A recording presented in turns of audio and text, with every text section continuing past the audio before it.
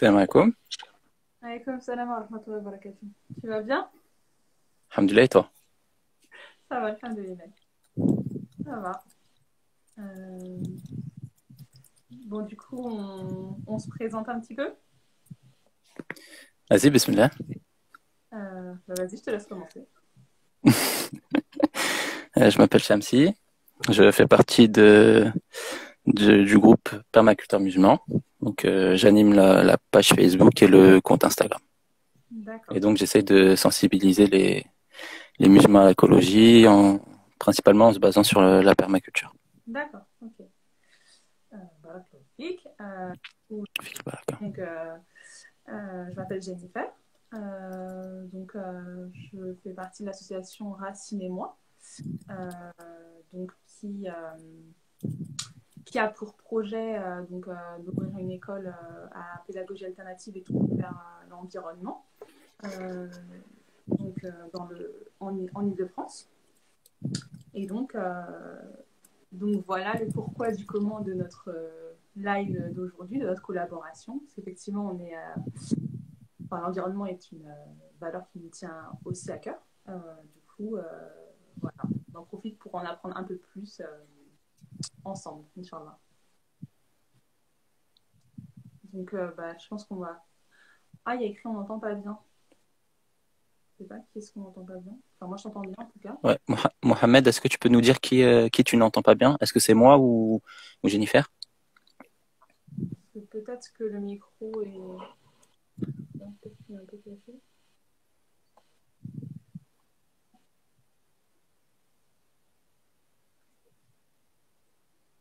Bon. Ah, donc c'est moi alors. Shamsi, je t'entends bien. Ouais. Attends, regarde, parce que je sais pas où est le micro en fait. Shamsi, Ok. Est-ce que c'est mieux là?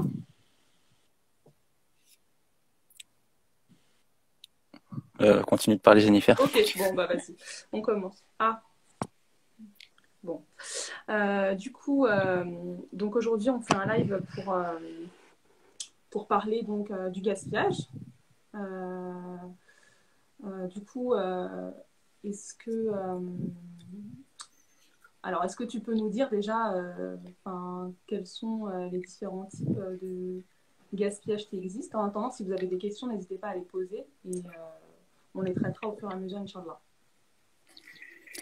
En fait, si tu le permets, je vais plutôt moi poser des questions aux personnes qui suivent. Vas-y. Donc, soyez réactifs, les participants. Salam alaikum à vous. Donc, la première question, c'est selon vous, quelle serait la définition du gaspillage? Ok. Bon, on attend vos réponses alors. Salam alaikum à tous, tous ceux qui sont arrivés, effectivement.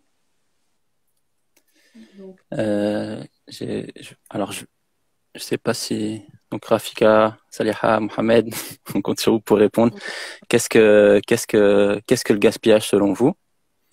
Et en même temps, vous pouvez dire aussi votre top 3 des gaspillages. Qu'est-ce qu'on gaspille le plus? Donc, Taos, Inès, vous pouvez aussi répondre. Bohemian Pop Soul, le gaspillage égale la surconsommation. ouais, c'est ça. D'accord? Ça, c'est une partie de la réponse. Ouais, il y a aussi Trabando qui dit que c'est Trabando, c'est Mohamed. Mohamed. Mohamed. Donc, pour lui, c'est l'excès. D'accord? Donc, ça rejoint un petit peu la réponse de Bohemian Pop Soul. Alors, il y a Yves en voyage qui nous dit que ce qu'on gaspille le plus, c'est l'eau. Ouais. Et Esma, juste au-dessus, qui parle de la nourriture. Rafika qui dit le fait de jeter. Ouais. Donc, c'est de jeter Ok. les Jeter les choses. D'accord. Bohemian Popsoul nous ajoute que donc le top 3 du gaspillage, c'est l'alimentation, les vêtements et l'eau. Ouais. Ok. Rafika et Taos, est-ce que vous pouvez être plus précise sur le fait de jeter ou jeter des choses? S'il y avait une définition globale qui permettrait de définir le gaspillage, tous les gaspillages, parce que ça se résume pas seulement au fait de jeter ou jeter des choses.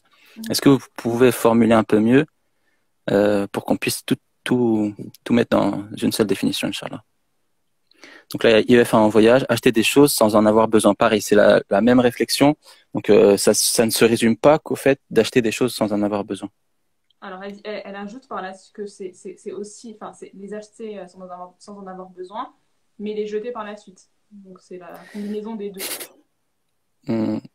Bon, ok. Là, on a Mohamed qui nous dit que notre frère Abdelhak, qui est dans les Vosges, je vous invite à aller voir sa vidéo qui s'appelle c'est un idéal de vie. Il nous dit que il y a le gaspillage alimentaire, les ressources en eau et la surproduction. Ok. Consommer inutilement, ouais. Ouais, ça c'est un peu plus global, Inès. Est-ce qu'il y a la non-gestion des ressources? Ça aussi, c'est très bien. On se rapproche. Ok, donc on arrête avec le petit quiz. Moi, je vais vous donner... En fait, je sais plus, c'est sur Wikipédia que j'ai trouvé la définition où le gaspillage est l'action qui consiste à utiliser une ressource de manière non rationnelle ou à mauvais escient. Donc moi, directement, cette définition elle me fait penser au juste milieu qui est demandé dans notre religion. Et donc moi, je vais vous donner deux cas principaux du gaspillage, mais qui permettent de généraliser. Donc c'est le fait de ne pas utiliser une ressource disponible et le fait d'utiliser une ressource plus que nécessaire. D'accord. Donc pour moi, on peut inclure tous les cas de gaspillage dans plus ou moins dans ces deux catégories. Donc je répète, ne pas utiliser une ressource disponible ou utiliser une ressource plus que nécessaire. D'accord. Donc c'est dépenser trop d'un côté et pas assez de l'autre. C'est quoi que tu appelles dépenser? Enfin, dépenser, oui, utiliser dans ce sens-là. Pardon. Ouais, on va dire, ok. Donc c'est trop utiliser d'un côté et ne pas assez utiliser de l'autre côté, c'est ça? Oui, pas assez ou pas du tout. Parce qu'il y a des ressources qu'on peut ne pas du tout utiliser alors que on pourrait. Donc souvent, en fait, nous, notre définition du gaspillage, là, de ce qu'on a vu depuis tout à l'heure, c'est souvent... on a souvent une image du coup du gaspillage qui est de trop utiliser. Alors c'est plutôt ça en fait. Oui, oui. En fait, et le pire c'est quand le fait de trop utiliser fait que au final on va pas utiliser. Donc je prends un exemple, on va cuisiner un plat parce qu'il y a le cas alimentaire de la nourriture qui a été cité plusieurs fois. Donc je vais cuisiner un plat en mettant je sais pas 1 kilo de pommes de terre. Donc je vais en utiliser trop et au final je vais en manger qu'une partie et le reste je vais pas l'utiliser. Oui. D'accord. Alors. Ok, donc est-ce que ça déjà il y a ce point. Donc toi la question que tu posais c'était que tu me posais à moi c'était la partie quels sont les gaspillages qui existent. Donc là il y en a quelques-uns qui ont été cités. Donc il y a par rapport à l'eau, la nourriture, la surproduction. Donc ça impliquait pas mal de choses. Il y a les ressources du coup, c'est ça. Ouais, les ressources après c'est toute la planète donc ça c'est un peu trop global quand même. Là il y a Mohamed, quelle est la nuance entre surconsommation et gaspillage? Justement, donc moi ce que j'ai essayé de dire c'est que dans le gaspillage il n'y a pas que la surconsommation, il y a aussi la non-consommation. Le fait de pas utiliser une chose qui est disponible et qui peut être du gaspillage. La surconsommation, maintenant c'est à vous que je pose la question. À partir de quand ça devient de la surconsommation? Et c'est là où dans la définition que j'ai donnée, j'ai parlé de nécessaire. Donc non, je l'ai pas dit, mais bon, c'est utiliser une ressource plus que nécessaire, par exemple. Ça c'est à chacun de définir sa limite. Comment dire, on va prendre je sais pas l'exemple de l'eau. Donc tout à l'heure je vais rappeler le hadith qui parle de l'ablution, de l'eau quand on fait les ablutions. Et ben à partir de quelle limite j'en utilise trop ou pas assez. Donc ça c'est à chacun de placer sa limite, mais globalement il y a des limites qui sont raisonnables pour la majorité des personnes. D'accord. Toufik, Allah Ibarek, tu as donné une réponse que sur laquelle j'avais prévu d'insister, donc gaspillage de la connaissance. Oui. Je vais l'aborder plus tard si on a le temps, Inch'Allah. Euh, Alors, il y a un Rafika, mec tu qui... as quoi comme exemple de non-consommation? Exactement. Euh, le fait que, par exemple, en France, quand on consomme, je sais pas, les carottes ou certains légumes, on coupe les fans, donc les feuilles, et on les jette à la poubelle. Alors que je crois hein, je crois qu'il y a des exemples extrêmes où, où dans d'autres pays, ils jettent la racine et ils consomment que les feuilles. Et D'accord. nous, on fait l'inverse. On jette les feuilles et on consomme la racine alors que les deux sont consommables. Ça, c'est D'accord. un exemple de non-consommation. Oui. Inès qui dit la lumière allumée, l'eau qui coule. Inutilement. Donc ça, c'est des gaspillages en excès. Euh, la surconsommation est souvent mercantile, le gaspillage est de l'ordre de la conscience et de l'éducation. Ouais, vous pouvez compléter si moi je vais pas assez en profondeur, il y a pas de problème. Ok. Donc voilà, là, on est directement dans le vif du sujet. Si tu veux, Oui. toi, moi j'avais encore une question pour les gens qui Vas-y. suivent. Alors selon vous, à quoi ça sert de ne pas gaspiller? Euh, Toi aussi, tu peux répondre à cette interrogation, Jennifer. ouais, je veux bien, ouais, je veux bien tenter une réponse. Euh, alors, de ne pas gaspiller. Alors déjà, ça sert à mieux répartir, je pense, les ressources. Alors, par exemple, quand on parle des fruits et des légumes, de ne pas gaspiller, ça permet qu'elles soient mieux réparties entre les différents individus. Donc, ça permet une certaine équité qui n'est pas aujourd'hui à l'ordre du jour, je pense. Euh, Ensuite, à quoi ça sert de ne pas gaspiller? Euh, Là, il y a IEF en voyage qui nous dit le bien-être. Donc, a priori, ça pourrait ouais, être le fait de mieux sentir du fait de ne pas gaspiller, mental et collectif. Ok, respecter l'équilibre. Ok, tout ce que vous avez dit là, à quoi ça sert au final? C'est quoi l'intérêt ultime de ne pas gaspiller? l'intérêt ultime. Euh, À préserver l'environnement, en respectant le rythme naturel et de partager avec les autres ressources. Ok, Taos, c'est une bonne réponse, mais à quoi, là, ce que tu viens de dire, ta réponse, à quoi ça sert du coup? À quoi ça sert de préserver l'environnement, etc. alors, il y a Le le respect, voyage qui nous dit oui, le respect. ça influe sûrement sur plusieurs aspects. Je crois qu'on peut déjà dire ça. Ça, c'est sûr. Moi, la réponse que j'attends, c'est vraiment l'intérêt ou le but ultime de ne pas gaspiller. Donc, ne Alors, pas préserver. gaspiller permet de préserver les ressources. Pour, alors, voilà. IEF en voyage, c'est bon. C'est ça la réponse sur laquelle je voulais insister, c'est que l'intention première de ne pas gaspiller, ça doit être de le faire pour Allah, de respecter cette MNA, ce dépôt qui nous fait en nous mettant à disposition une planète, un corps, une santé et des ressources. C'est de ne pas gaspiller ce qui nous a mis à disposition. Et du coup, bon, après, moi, je suis un peu capitaliste, mais le fait de ne pas gaspiller, ça permet de gagner des hasanets. Et les hasanets, Inch'Allah, ça nous permet d'accéder au paradis ou au plus haut cieux ou à des cieux élevés du paradis. Et vraiment, c'est ça qu'il faut rappeler aujourd'hui, c'est que il y a des gens qui vont dire oui, ne pas gaspiller, ça permet en gros, de sauver la planète. Mhm. C'est vrai. C'est vrai que ça peut contribuer à faire en sorte que la vie soit plus durable sur Terre, mais notre intention première, ça doit rester quand même Allah et le fait d'obtenir une récompense. Oui, Voilà, voilà. non, mais c'est intéressant parce que c'est vrai que parfois, enfin, quand on commence à s'intéresser un petit peu à l'écologie, on peut aussi devenir un petit peu extrémiste et en oublier justement ce que tu viens de dire juste là et en faire presque un dogme, alors qu'il est important effectivement de recentrer donc l'intention sur Allah et sur le fait que effectivement elle doit être dirigée vers lui, quoi. Exactement. Euh, alors donc on dit que ça peut être une forme d'adoration, le fait de vouloir ne pas gaspiller. Et du coup, on pourrait rentrer dans le débat halal haram.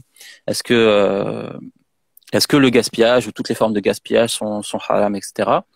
Mais au-delà de ça, nous, parce qu'on n'est pas savant, enfin moi en tout cas je le suis pas, et donc je me pose seulement des questions. Je sais que le gaspillage globalement c'est quelque chose qui n'est pas bien. Je sais pas à quel point ça n'est pas bien, mais mais nous ce qui est important de dire, c'est que on peut espérer, quoi qu'il arrive, une récompense en ne gaspillant pas. Et donc c'est ça, si on incite les musulmans à moins gaspiller ou à ne pas gaspiller, c'est juste pour compléter leur foi et leurs actions, et essayer de faire en sorte qu'ils s'améliorent et ce soit des personnes meilleures, Inch'Allah. Donc pour appuyer ces propos, je vais citer quelques hadiths et versets sur le gaspillage. Donc comme Mohamed l'a dit tout à l'heure, il y a celui qui parle de, donc je vais le citer, c'est la fin d'un verset. Et ne gaspille pas indûment, car les gaspilleurs sont les frères du diable, donc frères des diables, sourate 17 versets 26 et 27. Donc Ouais. ça c'est dur quand même comme verset, de dire qu'une personne qui gaspille c'est le frère des diables. Ouais. C'est vraiment quelque chose à éviter. Ouais. Et quand on voit en plus des fois même dans les mosquées, au sein des mosquées, le gaspillage qui est fait par rapport à la nourriture, Alors c'est vrai que qui est, vas-y. oui, non, je dis ça parce qu'en fait Mohamed du coup avait déjà émis cette idée-là, le fait de ne pas gaspiller pour ne pas être les frères des Shayatin. Je pense que c'est une différence à ce verset-là du coup. Oui, exactement. Donc là, il pose la question, comme on sait que l'on a un début et une fin, ainsi que la terre, alors à quoi bon économiser les ressources? Donc pareil, ça c'est le hadith du prophète sallallahu alayhi wa sallam qui nous dit que même si on voyait la fin du monde arriver et qu'on avait un plan dans la tête, dans la main, il faudrait quand même le planter. C'est que, donc moi vraiment, je parle d'une économie de Hassanet, faire des choses écologiques, peu importe la date de la fin du monde, même si on la connaissait, chaque action positive permet de gagner des hasanets et donc de nous rapprocher du paradis ou de nous élever peut-être dans les cieux du paradis. C'est là où je pense qu'il faut faire vraiment de son mieux pour économiser les ressources, oui, et les optimiser. Ça permet en fait de décentrer les problèmes sur soi et effectivement de dire que la Terre c'est un dépôt quoi qu'il arrive en fait, au-delà de nous et de notre existence et de notre consommation, c'est-à-dire que c'est quelque chose qu'on doit respecter envers et contre tout quoi. Même quand on est oui, exactement. Pas, quoi. Bon, ça doit pas être une excuse, et au contraire on devrait l'appliquer pour nous-mêmes, plus le fait d'inciter, de sensibiliser les autres, Inch'Allah. Ensuite, autre verset, ceux qui violent le pacte de Dieu après s'y être engagés, qui sèment la corruption sur la terre, ceux-là seront voués à la plus détestable des demeures. Sourate 13 verset 25. Donc ça c'est aussi pareil, c'est un verset qui est assez dur, et en fait là on parle de semer la corruption sur terre. Et en fait la corruption, nous quand on est en Occident, on voit la corruption comme les bakchiches, donner de l'argent à quelqu'un pour obtenir une faveur. Mais ça correspond bien d'autres choses, dont le gaspillage qui peut en être une forme. Et donc ça on sait là, donc la fin du verset, c'est selon ceux-là seront voués à la plus détestable des demeures. Donc c'est assez clair de la situation du gaspillage ou de la corruption sur terre. C'est vraiment quelque chose à éviter. Et donc là, je rappelle le hadith sur le gaspillage de l'eau. Donc le prophète sallallahu alayhi wa sallam qui passait près de Saad pendant qu'il faisait ses ablutions, et alors il lui dit: qu'est-ce que c'est que ce gaspillage, ô Saad? Ce dernier lui répond: comment peut-il y avoir du gaspillage pendant les ablutions, en faisant les ablutions? Et donc le prophète sallallahu alayhi wa sallam lui répond: oui, même si tu es au bord d'un fleuve qui coule. Donc qu'est-ce que ça signifie ça? Qu'est-ce qu'on peut en déduire? C'est que même en faisant une action très positive, donc en l'occurrence la purification, donc les ablutions, à l'eau avant la prière, et ben même en faisant ça, on ne doit pas gaspiller d'eau. Ouais. Donc même si on faisait, enfin, donc ça veut dire que ça serait pire en faisant des choses qui sont moins importantes et voire futiles. Oui. Et puis, Donc il y a pas de raison de gaspiller. oui, et puis ce hadith aussi, euh, du coup, ça permet vraiment d'aller jusqu'au bout de ce phénomène-là de gaspillage, parce que, Mm. quand on parle du fleuve, on se dit que quoi qu'il arrive, il va couler en fait. Donc, en quoi est-ce qu'on pourrait le gaspiller? Mais même là, en fait, ça montre à quel point on doit être vigilant en fait. Voilà, exactement. Donc là, moi je vais. Alors, est-ce que tu as encore des questions à Jennifer? Du coup, il y a Taous qui parlait du gaspillage pendant le Ramadan, enfin, qui a évoqué ce point-là.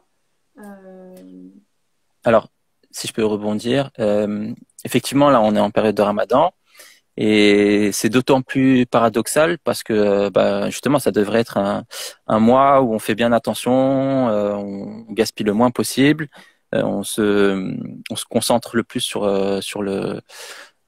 toutes les adorations.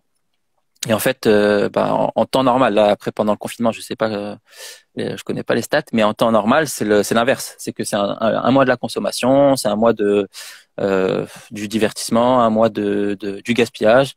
C'est vraiment l'inverse de ce qui devrait être. Et alors, allez, mais on m'avait raconté que en fait, à l'époque du prophète sallallahu alayhi wa sallam, les économies permises pendant ce mois permettaient de consommer mieux, donc d'économiser de l'argent et de dépenser plus et donc consommer mieux le reste de l'année, subhanallah. Alors qu'aujourd'hui, c'est l'inverse. Oui. Les ménages dépensent plus pendant le Ramadan. Oui. Et pareil, donc du coup, les centres commerciaux, enfin les magasins, font 2 à 3 fois plus de bénéfices pendant cette période. Oui. Le problème, c'est que si les gens utilisaient mieux leur nourriture, ça pourrait aller en fait en disant ok, on va acheter des produits exotiques, donc par exemple des dattes ou de la viande de très bonne qualité, donc on va dépenser plus pendant cette période, mais en fait non, mais ils achètent la pire nourriture et en plus ils la consomment pas parce que les poubelles sont remplies malheureusement. Oui, mais je crois que ça a été confirmé là même pendant le confinement là que les chiffres d'affaires ont aussi augmenté durant les premiers jours de Ramadan. Donc, je ne sais pas si ça a changé quelque chose, mais en tout cas.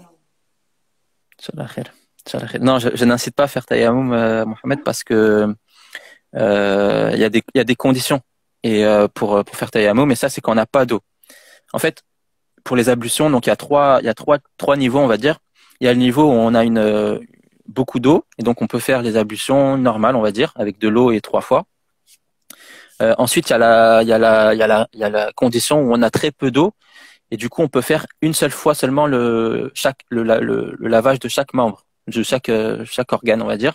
Au lieu de faire 3 fois, on fait qu'une seule fois. Et ensuite, si on n'a pas d'eau du tout, on peut faire le tayammum, donc c'est avec de la terre ou du sable ou une pierre. On fait avec les moyens du bord, mais on peut le faire sans eau. Pour ceux qui ne connaissent pas. Ensuite, il y avait Villar Manito, et je pense qu'il y a quelqu'un d'autre qui avait fait référence également à ça. Oui, c'était Toufik, qui disait que ça lui faisait penser à l'histoire du colibri. Donc, je crois que c'est quand on parlait du gaspillage de l'eau. Alors, pardon, je pense que moi, c'était plus par rapport par rapport à la fin du monde, à quoi ça servait de faire des efforts alors qu'il y aura une fin, ou alors que les autres ne font pas d'efforts. Et donc ça, c'est effectivement donc le colibri. Je vous invite, je vais pas répéter, mais je vous invite à aller lire l'histoire. Donc nous, on doit être comme le colibri dans le sens où on sait que nous, on sera seul dans notre tombe, on sera jugé pour nos actes.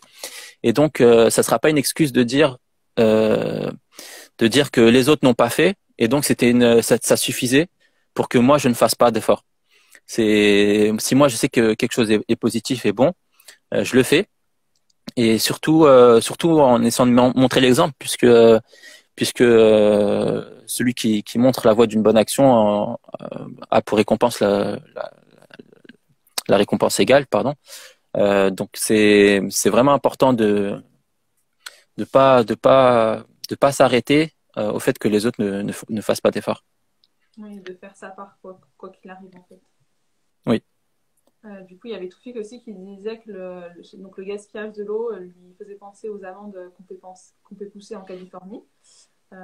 Donc, en prélevant de l'eau sous la terre à des centaines de mètres en profondeur. Ouais. Donc je vais prendre un autre exemple, mais ça revient à peu près au même. Mais il nous concerne un peu plus, surtout en ce moment. C'est par rapport aux dates. Donc, il y a quelques années, je suis allé. Donc moi, je suis moitié tunisien, moitié algérien. Et du coup, je suis allé dans les deux pays, dans les zones où ils cultivent les dattes, donc les palmeraies. Mhm. Et donc j'ai discuté avec pas mal d'agriculteurs. Il y en avait un qui avait environ 70 ans Oui. ou plus, qui nous expliquait que quand il était enfant, il creusait des puits, donc avec sa famille, il creusait des puits et il fallait seulement quelques mètres pour atteindre de l'eau. Aujourd'hui, c'est plusieurs centaines de mètres. Et donc la sagesse, enfin la conclusion à tirer de ça, c'est de se dire aujourd'hui, pour qu'on ait des dates, parce qu'on peut avoir des dates toute l'année et partout dans le monde. Donc en tout cas en France, on a des dates à 3, 5 euros le kilo. Mhm. Euh, euh, mais pour obtenir ça, ce résultat, il faut assécher les nappes phréatiques du sud des zones désertiques, donc de l'Algérie principalement ou de la Tunisie. Et est-ce que ça vaut le coup? Est-ce que ça vaut le coup de faire ça? Parce qu'on n'interdit pas la consommation de dattes. Ouais. Le prophète sallam l'a conseillé comme aliment, c'est une sunna, on peut en manger, mais à partir de quel moment ça devient irraisonnable? Moi personnellement, déjà j'essaie de faire en sorte d'en manger que des bio et principalement pendant Ramadan, Oui. parce que voilà, on est en conditions entre guillemets extrêmes ou difficiles Oui. du fait de jeûner, et Mhm. donc les dates peuvent compenser ces conditions plus ou moins, mais le reste de l'année on n'en a pas besoin et voilà, être responsable indirectement de l'assèchement des nappes phréatiques, je pense que c'est quelque chose à prendre en compte lors de ses achats et de sa consommation. Ouais. Bah, c'est vrai que oui, enfin, moi aussi j'avais découvert ça du coup sur votre page, donc sur le fait également que enfin, les dates étaient aspergées de pesticides, etc. Enfin, et Mm. enfin, enfin, les personnes s'interrogeaient sur l'existence de Bah dates. oui, ouais, si on rentre dans le sujet des dates, c'est vrai que les préjugés ont la vie dure. C'est que la plupart des gens ont l'image romantique de la culture de date à l'ancienne, donc sans produits chimiques et totalement bio, euh, alors qu'aujourd'hui c'est devenu une industrie. Mhm. Et il suffit d'aller voir dans les palmeraies Mhm. pendant au cours de l'année, ou même de discuter avec les gens, même si on n'y va pas pendant la production, mais de discuter avec les personnes là sur place et des personnes qui seront honnêtes ne pourront pas mentir et diront la réalité de la chose. En fait, il y a les engrais chimiques qu'on utilise à la base des palmiers, plus les pesticides qu'on utilise donc sur les dattes, le haut du palmier, Mhm. mais aussi les vermifuges, donc c'est d'autres pesticides qu'on va utiliser pendant le transport pour éviter qu'il y ait Déjà, des larves, des œufs dans les dattes. d'accord. Et le pire, c'est que avec cette histoire-là, le dernier élément que je viens de citer, c'est que avant, bon, il y a ces Bionour qui a fait du lobbying pour faire en sorte que cette pratique ne soit plus obligatoire. Avant, c'était obligatoire d'utiliser des produits chimiques pour l'export entre l'Algérie et la France de date. Ok. Et donc c'est eux en mettant en place le bio, où ils ont expliqué que par définition, on ne pouvait pas utiliser de produits chimiques dans le bio. Et donc ils ont permis d'avoir cette dérogation. Donc le fait de ne pas utiliser de produits chimiques, là on parle que de l'export, eh ben c'est une exception. D'accord. Ok, c'est récent du coup. Ça fait, je sais pas combien d'années, 5 à 10 ans Oui, tout à fait. que ça existe. C'est pas récent, mais D'accord. c'est exceptionnel. C'est que ça concerne que le bio en fait. D'accord. C'est ça qu'il faut retenir. Ok. Alors, il y a Amira Fares qui dit que, enfin, qui donne un petit tuyau euh, et qui nous indique qu'il existe des filtres qu'on peut mettre au lavabo et sous la douche pour réduire le débit de l'eau et donc faire des économies et ne pas gaspiller. En fait, il y a plein d'astuces pour ne pas gaspiller. Donc ceux qui sont vraiment intéressés, enfin ceux qui sont intéressés, vous devriez tous l'être, Inch'Allah, c'est de faire vos recherches et de regarder un peu ce qui est possible. Là, pour rebondir à Mira Baraklofik, je vais prendre l'exemple des ablutions. Il y a un truc simple, c'est d'utiliser un récipient, un bol par exemple, et de faire ces ablutions juste en utilisant l'eau du bol. Souvent, il y a des personnes, enfin la plupart des gens utilisent, enfin font couler l'eau du robinet, même si c'est peu, même si c'est l'eau d'une bouteille. En fait, quand on fait couler comme ça en continu, on utilise malgré tout plus d'eau que si on utilisait un récipient. Ouais. Et ça, c'est quelque chose qui devrait se trouver dans toutes les mosquées. Là, parfois, on voit des mosquées où ils mettent un système pour que quand on appuie sur le bouton là du robinet, il y ait peu d'eau qui coule. Oui. Euh, Moi, j'ai du mal avec ces solutions-là parce que pour moi, il n'y a pas mieux vraiment que le récipient et c'est quelque chose de simple et qui coûte pas Oui. grand-chose. Donc, j'ai Inch'Allah que ça se répande dans la majorité des mosquées. Inch'Allah. Oui, parce que c'est vrai que parfois il y a aussi des robinets où, alors là, c'est pas le débit qui change, c'est la durée. Mais du coup, Mm, on va appuyer d'autant plus de fois, quoi, pour en avoir mm. suffisamment. Alors, oui, il y a Nes Ben Sassi qui dit qu'on peut faire la même chose pour se laver le visage, se brosser les dents. Exactement. Alors, ah oui. Donc, là, Amira qui demande qu'est-ce que c'est que la brique pour les toilettes. Donc, c'est en fait dans le réservoir d'eau, à côté en dessous de la chasse d'eau, tu peux mettre une brique pour que ça occupe du volume. Le volume de la brique va être du volume en moins d'eau, et donc ça va consommer moins d'eau à chaque fois que tu vas tirer la chasse d'eau. Tu peux mettre une brique ou deux briques. C'est les petites briques pleines. D'accord, donc des briques, parce que moi je connais pas du tout du coup, c'est une brique qu'on...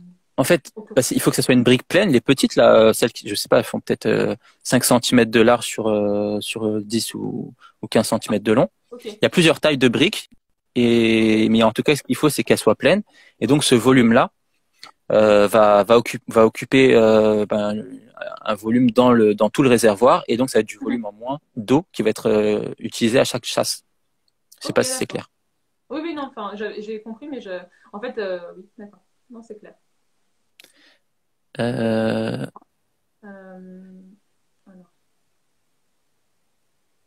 je regarde un petit peu les questions. Alors, Là, il y avait Toufik qui disait que, enfin, quand on parlait des dates, je pense, qui posait le problème des monocultures. Enfin, en tout cas, qui indique que... ça, c'est un autre problème. Oui. C'est un autre problème, la monoculture. En fait, la monoculture, donc, c'est de cultiver une seule chose sur une grande superficie. Et en fait, ça oblige à utiliser, enfin, ça oblige. Les agriculteurs, du coup, souvent utilisent des produits chimiques parce que quand tu as une seule culture, elle est plus fragile, elle est plus soumise aux ravageurs et du coup, tu vas utiliser en général des pesticides ou certains herbicides pour éloigner ou tuer les ravageurs. Mais ça, en fait, le gaspillage d'eau, il est indirectement lié. Je vais prendre l'exemple du blé ou de certaines cultures de légumes. Le fait de faire de la monoculture, ça peut t'obliger à irriguer, à utiliser de l'eau. Alors que on garde l'exemple de l'Oasis, qui est un exemple proche de la perfection, c'est que eux, ils vont pas beaucoup utiliser d'eau puisque avec les palmiers, donc en cultivant par exemple des légumes au niveau du sol, les palmiers vont et donc les branches et les feuilles du palmier vont créer de l'ombre et un microclimat en dessous les palmiers et donc ça va permettre de gaspiller moins d'eau puisque les légumes vont pas être directement face au soleil. D'accord. Et donc on optimise. Et quand on fait de la monoculture, donc quand on a un champ seulement de légumes ou de blé, on peut être amené à utiliser plus d'eau que si on l'avait fait sous couvert d'arbres, etc. D'accord.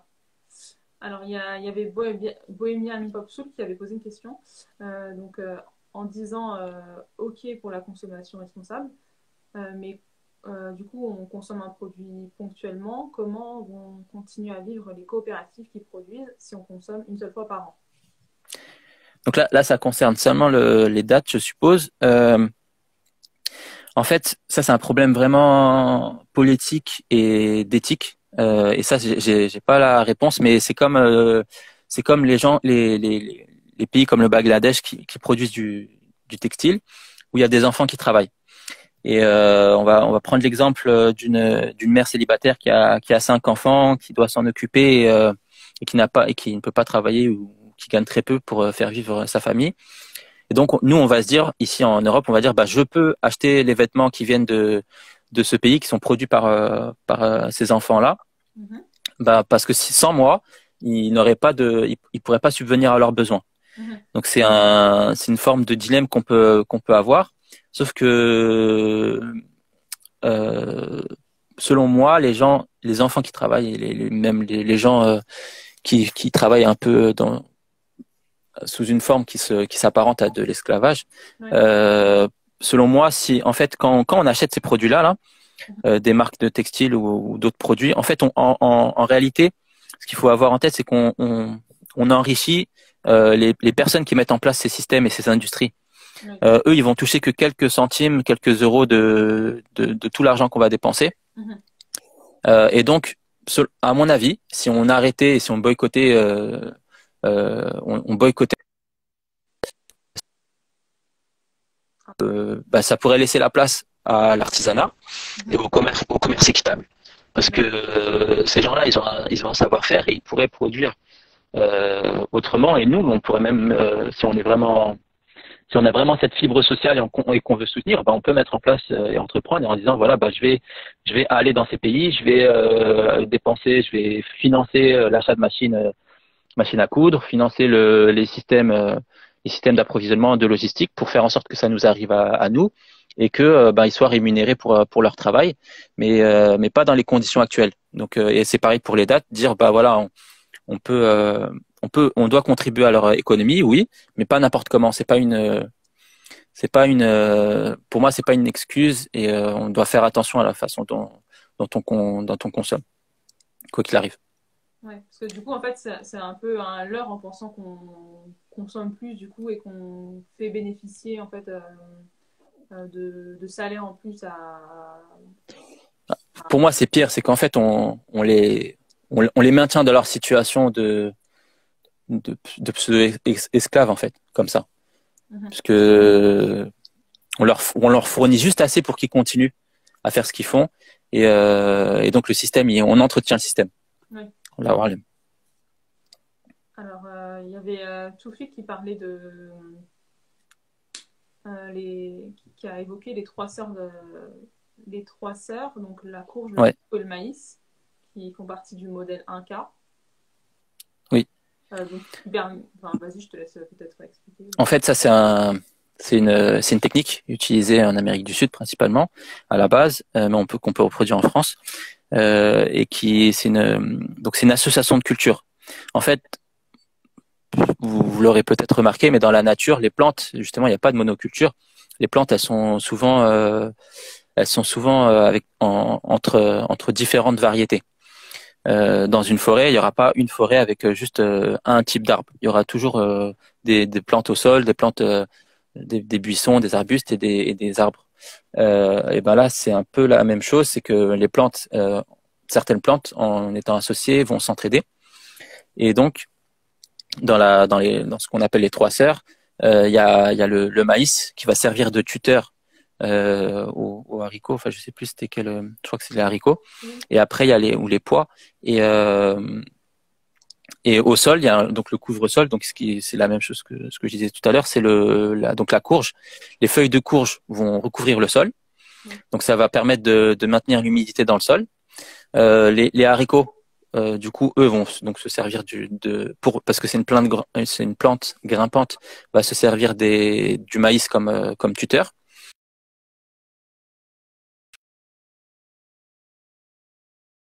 D'eau, et ben le fait que la courge, les feuilles de courge maintiennent l'humidité et l'eau dans le sol, ben ça permet d'alimenter, de nourrir les deux autres avec un maximum d'eau et en optimisant la ressource en eau.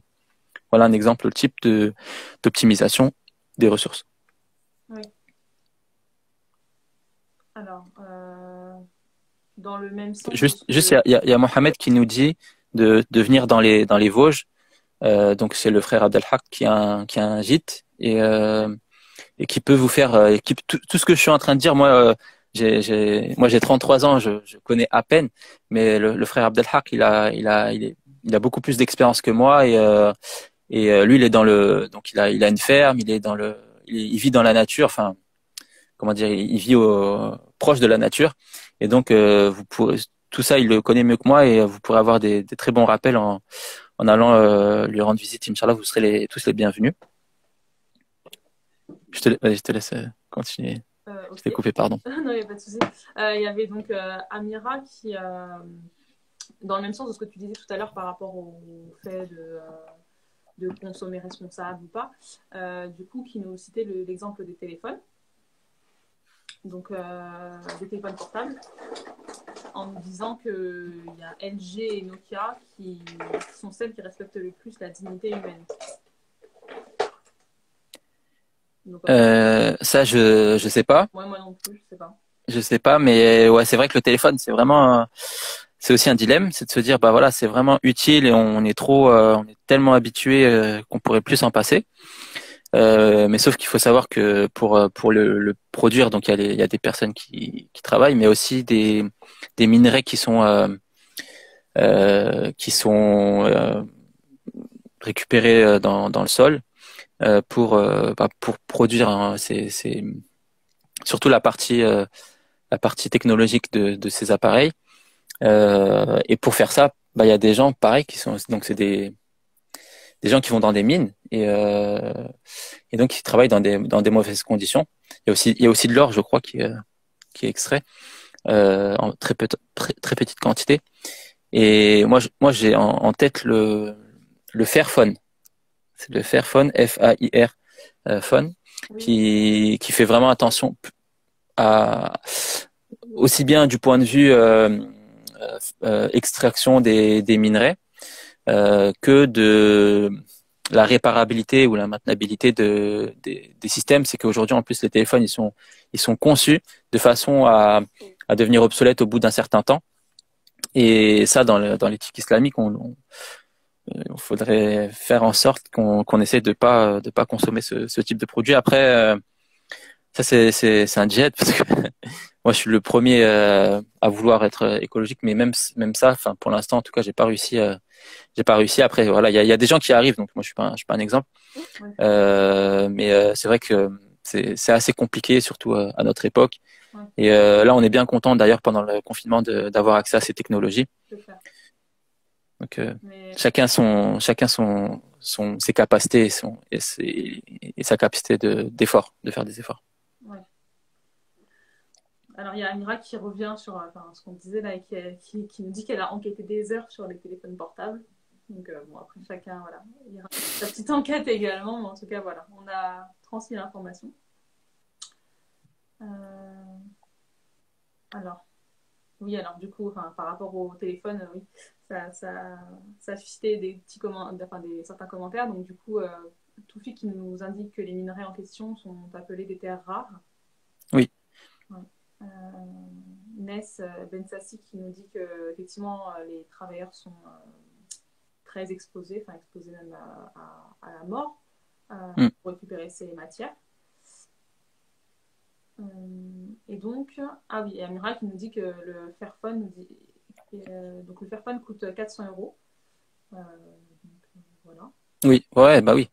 C'est pour ça que c'est compliqué, c'est que avoir un produit, mais c'est comme le bio, avoir un produit qui est éthique, ça coûte de l'argent et là il y a aussi une question, c'est est-ce que éthique et industrie, ce que j'ai voulu dire, pardon, c'est que en fait pour que ça soit pas cher, il faut faire des économies d'échelle. Pour faire des économies d'échelle, il faut faire produire des choses à échelle industrielle. Et donc, par essence, l'éthique et l'industrie, en général, sont opposées. Et donc plus, enfin moins c'est cher, moins c'est éthique en général. Oui. Ouais. Alors, du coup, il y a Amira qui nous parle du coup des portables reconditionnés et Ness Bensassi donc qui rebondit en disant qu'effectivement la récupération c'est aussi une bonne façon peut-être de ne pas gaspiller les ressources, enfin de ne pas gaspiller les ressources, oui.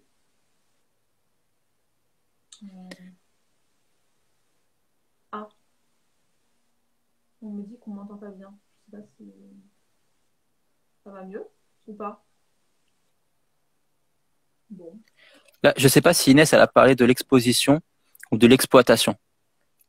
Parce qu'elle a écrit exposition, mais oui. on peut aussi parler d'exploitation. Oui.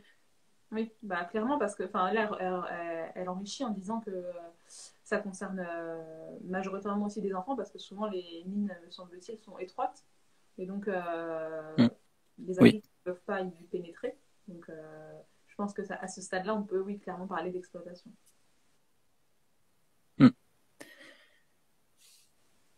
Là, il y a une sœur qui demande, Amira, qui demande le site de Abdelhak. C'est donc en fait moi j'ai sur la page Permaculteur Musulman, j'ai fait un article où j'ai listé un peu tous les gîtes où on pouvait aller chez des musulmans, principalement dans le monde rural. Et donc là j'ai mis le site. Donc c'est un peu compliqué, mais sur le site a-gite.com. Mais ça c'est un site généraliste. Okay. Mais de toute façon, si vous tapez son nom sur Google Maps, Abdelhak Atoui, je l'écris. Normalement, vous tombez sur lui et vous pouvez le contacter. Il vous expliquera. Donc, je crois qu'il y a Mohamed qui se charge de lui transmettre. Ouais. Sinon, vous pouvez contacter Mohamed donc c'est Trabando du bas ADF. Vous pouvez passer par lui en ce moment. Mais le pauvre, il a été emprisonné là-bas. Il était parti en woofing et il y a le confinement du coup. Ah oui, d'accord. Il profite. D'accord. Bon bah. Je crois que c'est tout. Ah oui, donc t'as mis là. Ok. Je crois que c'est tout pour les questions pour le moment. Ok. Est-ce que là, ça fait. Ah ouais, ça fait déjà 45. Oui. Est-ce que ok. Enfin, moi, j'avais aussi des questions. Je sais pas si je peux te les poser. Moi, je suis encore dispo. C'est juste toi et les participants, s'ils sont partants, on peut continuer. Après, c'est pas grand-chose, mais voilà. Ça m'intéresse aussi d'avoir des réponses. Ah oui. Bismillah, je t'écoute. Alors, est-ce que je regarde, parce que j'en ai plusieurs, je regarde lesquelles je vais te poser. Ah oui. Vas-y. Alors, en fait, oui. Moi, du coup, je suis enseignante dans le public et c'est vrai que par rapport, par exemple, aux cantines, je me dis qu'il y a quand même un gaspillage d'État qui est organisé. Donc, je veux savoir si tu avais des idées pour lutter contre ça. Parce que. Dans les cantines ? Oui. Dans les cantines, le pain, etc. Est-ce que tu as déjà rencontré ce genre de cas? Et est-ce que toi, tu as, comme ça, à la volée, des idées pour l'éviter? Ouais, alors, je voudrais revenir sur une expression que tu as utilisée, et il faut pas être injuste, faut faire attention. Tu as dit un gaspillage d'État qui est organisé. Oui. Là, on pourrait comprendre qu'il y a une intention de gaspiller, ce qui n'est pas vrai. Tu vois, ils font pas exprès de gaspiller, mais ils font pas non plus les efforts pour ne pas gaspiller. Oui. Et moi, je prends l'exemple des mamans, qui font des repas et qui veulent bien faire et en cuisinant trop, et du coup il y a des restes qui vont pas forcément être consommés, et ni le lendemain ni le soir, et du coup qui sera jeté. Donc dans cette hypothèse, pour moi il y a deux choses simples à faire. C'est la réduction des quantités. De pas mettre à volonté. En fait, la base du gaspillage, c'est l'abondance. On ne gaspille que ce qui est en abondance.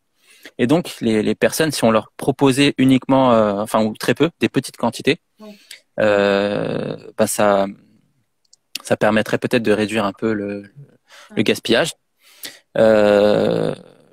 Après, il faut aussi, c'est compliqué dans les cantines parce qu'il y a enfin, moi, je m'y connais pas, mais a priori, il y aurait des enfants qui n'auraient pas les mêmes ressources, qui vivraient dans des conditions inférieures aux autres. Et donc, pour que tout le monde puisse se nourrir à sa faim, ben, il faut que tout le monde ait accès aux quantités suffisantes. Oui, oui, non, mais c'est clair. Mais enfin, je vois qu'il y a Agnès qui a aussi répondu en disant effectivement de faire des partenariats avec les associations locales. Mais, ouais. Mais c'est vrai que c'est moi, je suis pas pour. Moi, je suis désolé Inès, mais en fait, on est en train de dire ça là, le fait de se mettre en partenariat avec des associations, on est en train de dire, je me permets de gaspiller parce que je sais que derrière il y a des gens qui vont le récupérer. Et en islam, quand on fait une sadaqa, normalement, hein, on ne doit pas donner les restes, on doit donner la même chose que ce qu'on prendrait ou mieux, en fait, quelque chose de très bonne qualité. Et donc d'avoir l'intention de contacter des personnes en disant nous on a un problème, on a une fuite, donc on fait du gaspillage. Oui. Et ben c'est pas grave, on va mettre quelque chose en dessous pour récupérer nos restes. À mon avis, c'est pas faut régler le problème à sa source, c'est-à-dire réduire nos gaspillages. Et après, si on veut, voilà, donner de l'argent ou acheter des choses de bonne qualité pour les offrir aux associations. C'est comme ça que moi j'aurais fait les choses. Voilà. Ok, voilà pour ta réponse, c'est vrai que ça ouvre aussi des portes. Je te laisse du coup. Alors, il y avait quand même Mohamed qui a dit que le gaspillage était culturel aussi et que l'instinct de survie y était pour beaucoup. Ouais, alors je vais reformuler.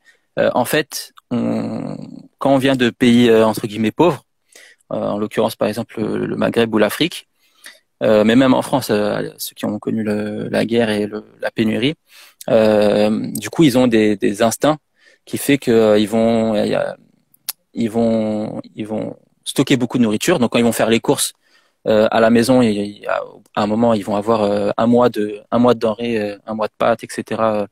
Mais ça c'est avant avant qu'il y ait la pandémie et le confinement. Il y a des familles. Moi je vais prendre l'exemple de ma famille quand il y a eu le confinement au tout début. J'ai demandé à ma mère combien de temps on pourrait tenir avec juste nos ressources qu'on a actuellement. Et elle m'a dit plusieurs mois. Si on mangeait que des pâtes et alors qu'on n'avait pas fait les courses, hein, juste ce qu'on avait en temps normal, avec des pâtes et la semoule. Après, effectivement, ça serait pas complet, ça serait pas top comme plat, mais on pourrait tenir de 2 à 3 mois juste avec ce qu'on avait. Alors, sans savoir, ça c'est ce qu'on a tout le temps, genre même hors confinement, subhanallah. Et donc le fait effectivement, ça peut être culturel de stocker beaucoup de nourriture, premièrement, et ensuite de cuisiner beaucoup, de peur que l'un des invités ou l'une des personnes, l'un des participants au repas ait moins de nourriture que sa faim. Enfin, il est encore faim à la fin du repas. Donc effectivement, ça peut faire partie de la culture, mais c'est pas quelque chose de bien. C'est pas forcément quelque chose de bien. Faut faire attention. Et la nouvelle génération, celle qui est née en France ou qui a grandi en France, quand on connaît tout le gaspillage, etc. Ça peut nous encourager à faire des efforts pour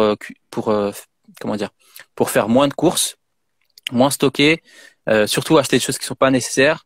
Et pareil pour la cuisine, donc cuisiner seulement ce qu'il faut, sachant que il y a un hadith qui est important à rappeler, c'est la façon dont on doit organiser entre guillemets son estomac. Le prophète sallallahu alayhi wa sallam, il nous dit que notre estomac, il doit être divisé en 3 tiers, donc 1 tiers de nourriture, 1 tiers d'eau et 1 tiers d'air. Oui. Ça veut dire qu'on doit manger un peu, boire un peu et laisser une partie de son estomac vide avant de s'arrêter quand on s'arrête de manger, alors qu'aujourd'hui la majorité des gens et en particulier des musulmans s'arrêtent de manger quand ils ont rempli leur estomac de nourriture. Ouais. Donc, voilà, on a cette connaissance, il faut juste qu'on l'applique. Du coup, je pense que c'est le bon moment pour revenir sur ce que disait Toufik sur le gaspillage de connaissances. Pour moi, c'est très important ce gaspillage, euh, d'insister dessus parce que, en fait, tout être humain a des connaissances. Et ces connaissances, on peut se dire que c'est Allah qui nous les octroie. Mhm. Mais s'il le fait, on peut se dire aussi que ça nous engage à deux responsabilités. Premièrement, de l'appliquer. Donc, on a des connaissances, mais on les applique pas, et ça, c'est une forme de gaspillage. Donc, on va dire la contrepartie d'avoir ce don, ces connaissances, c'est vraiment de faire des efforts pour appliquer ces connaissances. Et la deuxième responsabilité, c'est de la partager, de la transmettre. Et donc là, moi, j'essaie de l'appliquer à ma personne, c'est-à-dire que ce que je sais, quand, par exemple, là, il y a Racine et moi qui me sollicite pour faire un live, je vais pas dire, bah non, j'ai pas le temps, ou enfin, ne pas avoir le temps, ça pourrait être une excuse valable, mais j'ai la flemme ou j'ai pas envie. Voilà, moi je chipote parce que juste je veux pas apparaître à l'écran, mais comme ça vous pose pas de problème. Donc je peux transmettre les modestes connaissances que j'ai, si ça peut être utile aux autres. Et en contrepartie, maintenant, ceux qui ont participé à la vidéo ont reçu ces connaissances, Oui. doivent faire des efforts pour les appliquer de leur mieux, Oui. et doivent aussi les transmettre Oui. dans la mesure du possible, Inch'Allah. Oui. C'est vraiment important. Voilà, juste ce que je veux dire sur la connaissance, c'est que en fait, moi, il y a deux choses qui sont frustrantes, c'est que d'un point de vue général avec l'islam et les musulmans, c'est qu'on a beaucoup de connaissances, enfin beaucoup de choses, enfin on a tout dans notre religion, Oui. mais les musulmans pratiquent peu de cette religion. Et après, bah, si on met, si on voit ça d'un point de vue écologique, bah, c'est la même chose, c'est que tout ce qui est écologique est inclus aussi dans l'islam, mais les musulmans Oui. sont pas les meilleurs exemples d'un point de vue écologique. Qu'Allah nous guide. Ouais, Amine. Ok. Bon, bah, je pense qu'on a fait le tour. Enfin, après, il y aurait toujours des choses à dire, hein. Mais Oui, je pense qu'il faut savoir aussi s'arrêter. On va peut-être prendre une ou deux dernières questions s'il y en a. Alors, je relis un petit peu. Effectivement, il y a Nes Bensassi qui dit qu'elle utilise, donc, enfin, qu'elle n'épluche pas ni ses légumes ni ses fruits quand ils sont bio et elle les utilise. ouais. Alors, attends, ça c'est important. En fait, donc Allah, il a fait en sorte que les végétaux, sa création, elle soit complète. Et un légume, euh, donc on va prendre l'exemple du concombre. Donc le concombre, il a l'intérieur et l'extérieur, il a sa peau. Ouais. Il y a des gens qui râpent, ou même les carottes. Ouais, là, le pire exemple, c'est la carotte. Donc carottes et concombre, peu importe. Il y a des gens qui râpent ces légumes pour les consommer. Mais en fait, si on se permet ça, c'est parce c'est par ignorance, c'est qu'on ne sait pas que l'essentiel. Enfin, c'est un exemple, c'est pas forcément vrai ce que je dis. Mais supposons que l'essentiel des nutriments soit inclus dans la peau. Oui. Ça voudrait dire qu'en fait, on jette ce pourquoi on achète le légume. Ouais. Ouais, pourquoi on mange? Pour se nourrir, pour avoir des nutriments, pour avoir des vitamines et pouvoir vivre, avoir de l'énergie. Si j'achète 1 kilo de carottes ou 1 kilo de concombre et que je retire la peau qui contient, supposons, 90%, c'est faux hein, ce que je suis en train de dire, mais c'est juste pour exagérer et comprendre que ça n'a pas de sens ce qu'on fait. Si je retire 90%, donc je retire la peau, donc je retire 90% des nutriments qui étaient inclus dans ce végétal, ben je jette en fait la majorité de ce qui me permettait de vivre. Oui, et donc du coup, forcément, on consomme plus. Ouais. Oui. Parce on va consommer que 10% des nutriments qui étaient dans le légume.